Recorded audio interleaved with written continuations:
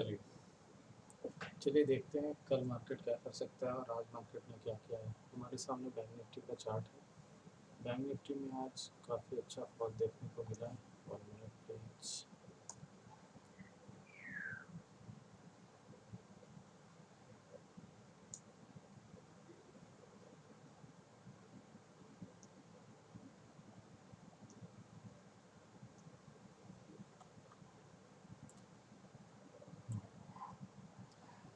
देखते हैं। यहाँ पे बैंक निफ्टी में एक अच्छा खासा रेंज बना हुआ था, ये 3-4 दिन का। हाँ, एक सप्ताह का जो रेंज बना हुआ था आज वो ब्रेक किया है, लेकिन अभी इस बड़े कैंडल के साथ बैंक निफ्टी कंटिन्यू नहीं करने वाला है। 3500 35,000 ये हमारा अगला एक सपोर्ट हो सकता है। उस सपोर्ट पे एक रिएक्शन आएगा और ये एक 3 कैंडल ग्रीन बनने का चांसेस ज़्यादा है, और उसके बाद अगर नीचे आता है तो 34,000 तक भी आ सकता है। देखते हैं क्या होता है। अभी तो बैंक निफ्टी में हमें ये दिख रहा है। उसके बाद बैंक निफ्टी में अगर हम 15 मिनट के टाइम फ्रेम में देखें तो आज हमें ट्रेड कहाँ कहाँ मिल पाता है। 15 मिनट के टाइम फ्रेम में अगर देखें तो जिस हिसाब से मार्केट ने कल क्लोजिंग दी थी, एक रेंज में क्लोजिंग दी थी, एक फॉल के बाद एक रेंज में क्लोजिंग दी थी। उस क्लोजिंग के बाद आज ये गैप अप ओपन, और ये 3 कैंडल का साइन था कि फर्स्ट कैंडल का भी ऊपर जा नहीं पाया, और उसके बाद हमारा ये उसका रेंज ब्रेक हुआ। ब्रेक होते ही नीचे आया। नीचे आने के बाद ये फर्स्ट पुलबैक जो आता है वो हमेशा फॉल का साइन होता है। यहाँ पे कोई भी वीक कैंडल देख के आप सेल कर सकते थे। इस वीक कैंडल पे आप सेल कर सकते थे। जितना यहाँ से मॉर्निंग वगैरह उतना एक टारगेट होगा। अगेन जब यहाँ पे जाता है तो हमारा ये लास्ट स्विंग ही सबसे इम्पोर्टेंट हो जाता है, और जब लास्ट स्विंग के पास डायरेक्ट अगर जाए तो वो सस्टेन नहीं करता। और ये हुआ वही, लास्ट स्विंग के पास गया है और वहाँ से जाके डायरेक्ट ये फॉल हो गई, और कुछ न्यूज़ भी मार्केट में फ्लो हो रहा था, इस वजह से इतना बड़ा फॉल हुआ। ठीक है, अब आते हैं निफ्टी पे। निफ्टी का जो सबसे इम्पोर्टेंट लेवल था अभी, जो हमें वीकली में अगर हम देखें तो वीकली में सबसे इम्पोर्टेंट लेवल था ये 16,800 और 17,400 का लेवल। 17,400 और 16,800 का जो रेंज था वो एक सप्ताह में वो ब्रेक नहीं हुआ था। इस सप्ताह वो स्टार्टिंग के उसमें ही ये ब्रेक हो चुका है। अब ब्रेक होने के बाद बहुत अच्छा मूव आया है, और ये काफ़ी काफ़ी बड़ा फॉल हुआ है निफ्टी में। बैंक निफ्टी के बैंक निफ्टी को जिस तरह से देखें तो बैंक निफ्टी में जितना फॉल हुआ था उससे ज़्यादा पहले निफ्टी का फॉल था। लास्ट टाइम में बैंक निफ्टी का फॉल आया था। ठीक है, अगर आप 15 मिनट में देखो, बैंक 15 मिनट में भी सेम बैंक निफ्टी की तरह ही हुआ होगा।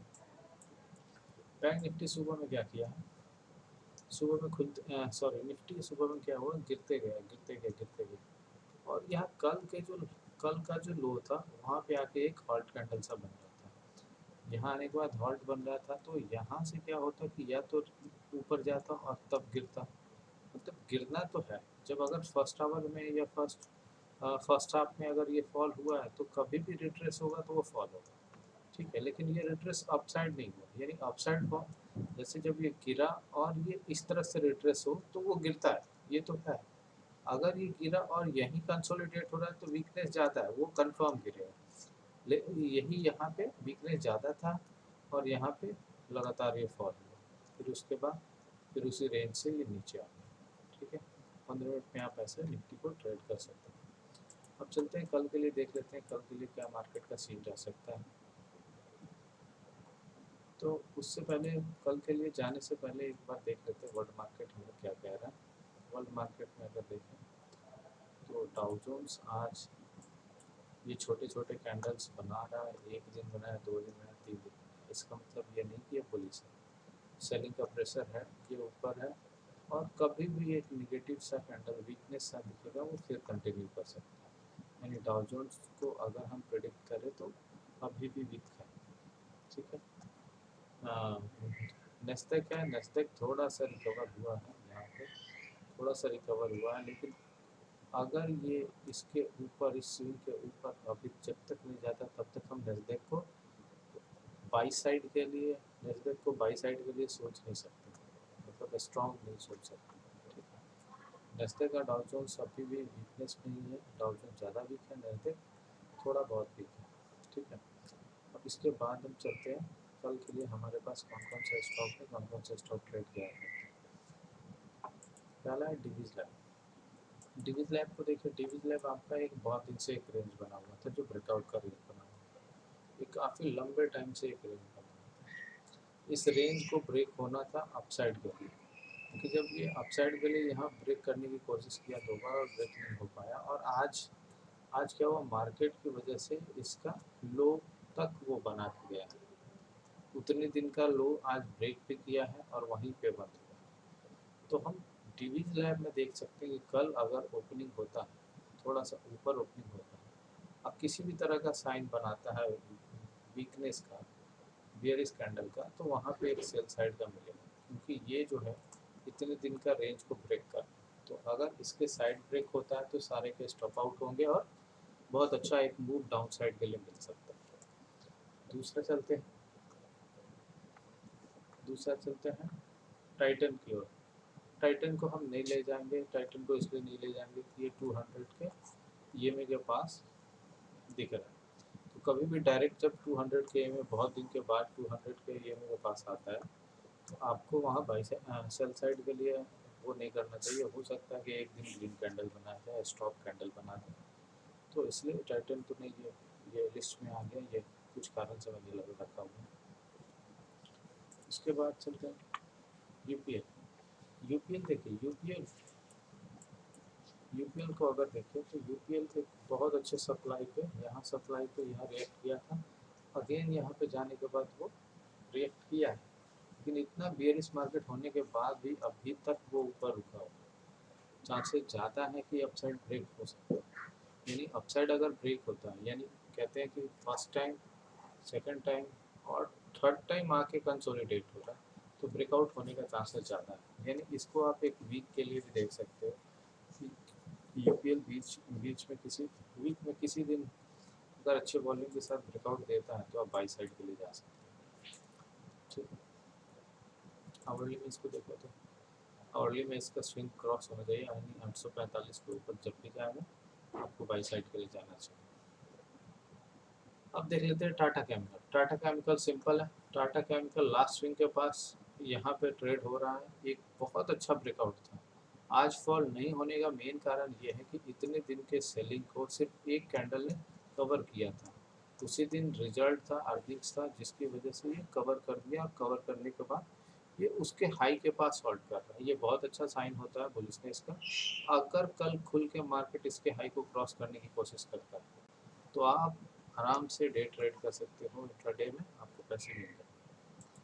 15 मिनट का चार्ट देखो, बिल्कुल आपको दिख रहा है कि फर्स्ट डे जो ब्रेकआउट हुआ था, उसके बाद ये बहुत ही एक टाइट रेंज में है।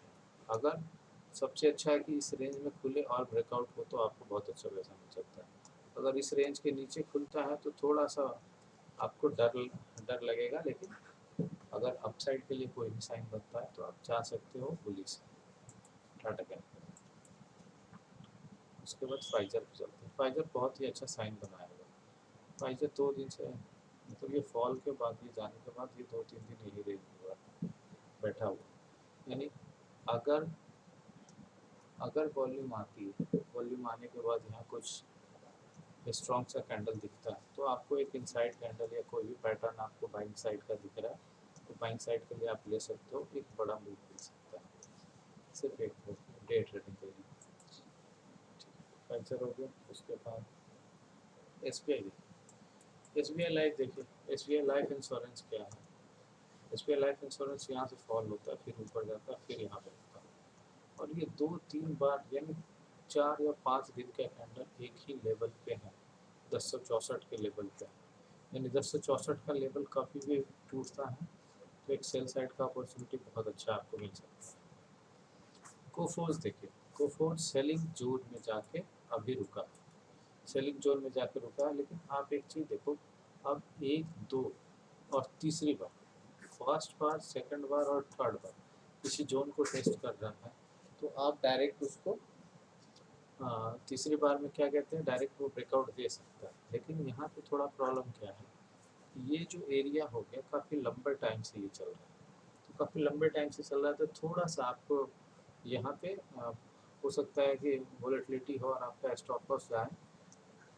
इसलिए आपको थोड़ा सा यहाँ ध्यान रखना है कि अगर इसके ऊपर अच्छे वॉल्यूम से ट्रेड हो रहा है तभी आपको वॉल्यूम कंफर्मेशन के साथ आपको लेना है। उसके साथ साथ इंडेक्स भी हेल्प करना चाहिए, इंडेक्स में भी बुलिशनेस होनी चाहिए, तभी जाके कोरोमंडल आपको, सॉरी कोफोज बोल दिया मैंने, कोरोमंडल आपको बहुत अच्छा पैसा देगा जब इंडेक्स इसके साथ ऊपर की ओर बुक करेगा।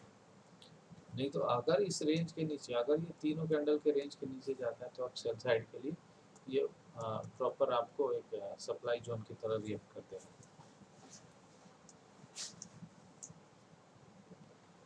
दीपक नाइट्रेट आप देख रहे होंगे, ये सारी कैंडल्स कोई आपका डायरेक्शन नहीं बता रहा, ये छोटे छोटे कैंडल आपको कभी डायरेक्शन नहीं बता, लेकिन एक चीज़ इसमें बहुत ही कॉमन था कि ये सप्लाई से यहाँ रिएक्ट किया।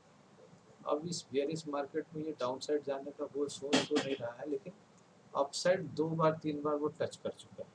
अपसाइड कोशिश बहुत बार किया है लेकिन बार बार फेल हो रहा है, वो मार्केट के सिचुएशन की वजह से ऐसा हो रहा है, इंडेक्स गिर रहे हैं सारे, इसलिए।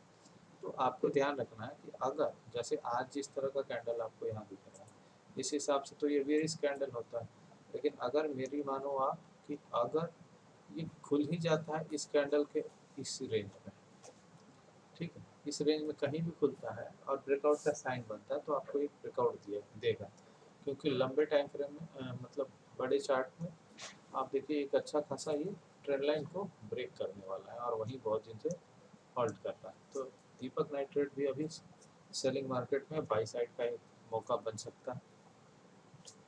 उसके बाद अल्ट्राटेक सीमेंट में सबसे अच्छी बात है कि ये एक बड़ा अच्छा खासा मूव दिया था एक फॉल के बाद, उसके बाद ये 3 बार आया है यहाँ पे। कल कोई भी बेयरिश साइन बनता है नीचे जाता है तो अल्ट्राटेक हमें अच्छा खासा प्राइस एक्शन दिख रहा है सेलिंग के लिए। मन्नापुरम फाइनेंस का हमेशा रिकॉर्ड रहा है कि जब भी फॉल होता है दूसरा फॉल बहुत स्ट्रांग होता है, जैसे यहाँ फॉल देख लो, यहाँ फॉल देख लो, यहाँ फॉल देख लो, यहाँ फॉल देख लो, मीन्स एक फॉल में उसका कोई काम नहीं बनता है। यानी यहाँ देखो ये आने के बाद ये पहला फॉल है, पहला कैंडल है, तो अभी भी मैं इसको मान के चल रहा हूँ कि कल इसका लो ब्रेक करेगा तो एक और फॉल आपको मिल सकता है, एक और अच्छा कैंडल देखने को, रेड कैंडल मिल सकता है। फर्स्ट सोर्स सॉल्यूशन बहुत अच्छा है, इसमें आप एफ का स्टॉक ट्रेड कर, एफ में है, एफ में फ्यूचर ट्रेड कर सकते हो, बहुत अच्छा है। अगर फर्स्ट सोर्स सॉल्यूशन को अगर देखें तो जो हमारा ये लास्ट स्विंग बना हुआ था, उस लास्ट स्विंग के बाद आके बहुत अच्छे कैंडल से क्लोजिंग दिया है सेलिंग के लिए, तो अगर इसका नीचे लो ब्रेक होता है तो हम सेल साइड के लिए जा सकते हैं। ठीक है, ये आज का स्टॉक्स था और देखते हैं कल क्या होता है, फिर मिलते हैं आपको नेक्स्ट